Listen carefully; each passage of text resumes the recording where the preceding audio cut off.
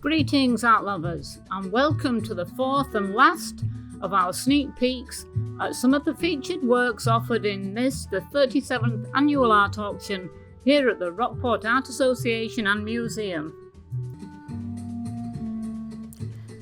Thank you for joining me, Judith Curtis, as we share our last look at some of the paintings offered at auction from the cream of the Cape Ann artists. And if your favourite isn't amongst them, don't despair. This is only a small part of the work to be auctioned on Saturday, October 1st, 2022 at 2 p.m. EST, live online only. First up, let's take a look at Paul Strzyk. Strzyk categorised himself as an impressionist in that he was painting the light hitting the object out of doors. However, I think it's interesting to see the atmospheric look Strzyk gets in his plein air scenes, like Estes Hollow, which is a 2430 oil on canvas, compared with the polished finish he achieves in his elegant chinoiserie still life paintings. When discussing Strzyk's work, artist Ron Straka said, "Paul's paintings have soul, where others often are just a description of place and time. Paul has enriched the cultural heritage of all of us, and through his works will continue to contribute to the good of mankind. His intelligence, total devotion to his work, sharing of his acquired knowledge and humility puts him in the company of the great men of the world." Amen, Ron. I couldn't have said it better myself. Next, let's take a look at A.T. Hibbard's Vermont Brook in Winter. It's a 24 by 36 oil on canvas. What can you say about Aldro Hibbard that hasn't already been said? His colour sense, brushwork and principles of design ensured Hibbard's place in the forefront of American art even during his lifetime. Perhaps the definitive word should go to R.H. Ives Gammell, who was a leading teacher of the Boston School of Painters, who said of Hibb's 1965 Guild of Boston Artists exhibition, "Paintings by Aldro T. Hibbard recall the artistic standards for which the Boston painters were nationally known throughout the first quarter of our century. The exhibition includes many of the artist's finest landscapes, which are of a quality no painter now living, here or abroad, could remotely approach." Praise indeed coming from Ives Gammell, and just shows you why you need a Hibbard in your collection, and this is the beauty. It's got everything in that Hibbard is known for: snow, ice, a Vermont brook, the classic S-shaped line of design that he was known for. What more could you ask for? If, like me, you appreciate all of Hibbard's oeuvre, and not just the snow scenes, magnificent as they are, then you will recognise the artistry in this fall piece, Cape Ann Marshes oil on canvas 24 by 28.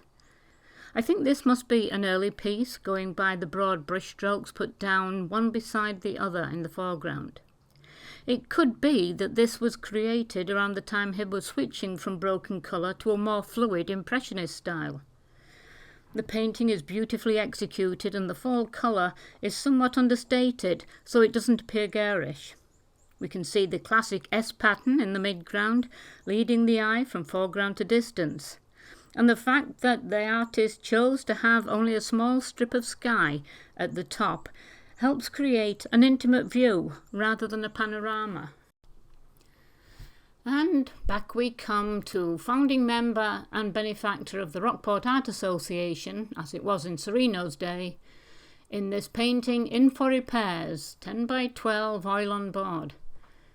Again, Antonio Sereno was, and still is, one of Cape Ann's most popular painters.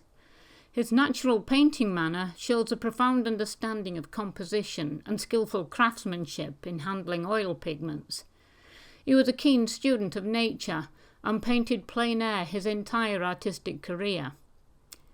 He was akin to the Impressionists and concentrated on his personal vision of the subject. In 1949, the New York Times wrote of one of his paintings, "This is one of the more honest and sensitive examples of this genre." As Christian Davis wrote in his book Artists of Cape Ann, Sereno's affection for the Cape Ann region is evident in his colourful, lively renditions of its shores, towns and people, clearly displayed in his atmospheric scenes. And here we have our last peek for the day, in fact the last sneak peek of the series. Let's bring on Anthony Teamy. I love his work. It's bright and bold and cheery, and we all need uplifting in these troubled times. Art is there to inspire us, motivate us. In my case, it encourages me to get out of bed and face another day. This is called Autumn in Rockport. It's an oil on canvas, 25 by 30, and I think it's a powerful piece. It commands your attention. Look at how Teamy has handled the sun splashes, which are the lightest lights, on the cottage that we see through the dark tree trunks. The note of green in the front door and windows contrasts and counteracts the bright foliage. The sky becomes one flat tone, almost like a theatre backdrop to set off the bold colour. And of course, there on the left is Teamy's signature note of red on one of the three figures at the end of the road.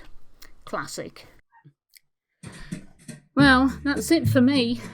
I hope you've enjoyed these sneak peeks and that you will be joining us on Saturday, October the 1st, 2022 at 2 p.m, live online only, for the 37th Annual Art Auction of the Rockport Art Association and Museum.